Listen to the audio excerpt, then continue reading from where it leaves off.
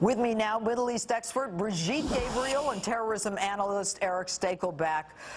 Okay, Brigitte, I'll start with you. Are they coming for us? Yes, they are, and they are actively working very hard to come for us. They are recruiting on the internet. They are utilizing Google Chat. They are utilizing Twitter, YouTube, everything they can to recruit. They are even using translation app in order to communicate with different languages with Westerners, English, German, French, and they are recruiting. We now know, according to U.S. intelligence, that there are 12,000 Westerners fighting with Al-Qaeda. 3,000 to 4,000 of them are Europeans. Over 100 are Americans with American passports. They are coming. Well, Eric, why would a Westerner want to be recruited into this kind of organization, into this kind of lunacy? Well, Judge Janine, these are very media-savvy. This is the most media-savvy terrorist group we've ever seen, and they glorify the jihad in the Middle East. If you're a troubled young individual in the West, someone who's grown up playing violent video games, you're going to be attracted to this. If you're a young Muslim who feels disaffected, for example, what ISIS is doing, beheading people, putting heads on stakes, Judge, this is unprecedented, really. What they're doing is so attractive to troubled, young, disaffected Muslims here in the West. And back in May, a lot of people may not know, Judge, just kind of passed under the radar screen, but a young Muslim in Florida, a U.S. citizen, went to Syria, blew himself up. More and more are going to come back, Judge. When they go, they're becoming battle-hardened jihadists. They're going to return. They're not going to go back to college and get their bachelor's degree. They're battle-hardened jihadists. They're going to strike here. All right, Brigitte, what is your reaction to ISIS saying that they're going to raise their flag of Allah over the White House? They mean it. You know, people ask me, who should we believe? I say, believe those who say they want to kill you, because they usually follow through.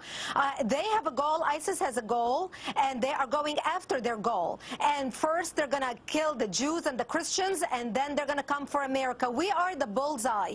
This is not going to stop in the Middle East. They have huge plans worldwide. They are recruiting worldwide. I just saw a video where they are holding signs of ISIS around the world in different cities to show that this movement is spreading worldwide, and their goal is America, and they already said we're coming to the White House. And Eric, how is it that this organization is so well funded, so organized? I mean, just a few months ago, there were 800 of them, and then it was like a domino. How is it that they're so powerful?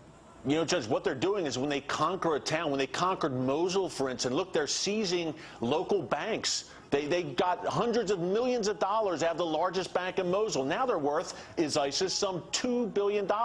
Basically what they're doing, Judge, is when they conquer a town, they conquer a village, they're taking all the spoil, they're taking all the money, and most importantly, they're taking that U.S. military hardware that was left behind. And Judge, to my earlier point, why Westerners are attracted to this group, it's kind of what they call jihadi cool. It sounds crazy, but these guys are on Facebook. They're on Twitter. It's all a big joke. They make it seem so cool to go overseas, become part of the caliphate. It's a very dangerous thing. And Judge, one more thing to remember, think of Benghazi. Think of, it doesn't have to be on the U.S. mainland where ISIS strikes. It could be a U.S. embassy, a U.S. consulate, anywhere around the world. But make no mistake, they're coming for us. Brigitte, you know, when the president said this past January that ISIS was like a JV team, you know, you can't put on a Lakers uniform and you know, make believe you're a big deal, he underestimated or didn't understand what was going on. Do you think that he is in a situation or position to be able to protect us if he doesn't even know what the threat is?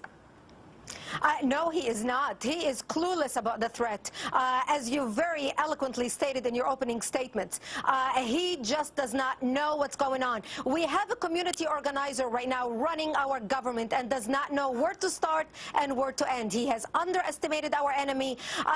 ISIS is nothing more than Al-Qaeda, than Boko Haram.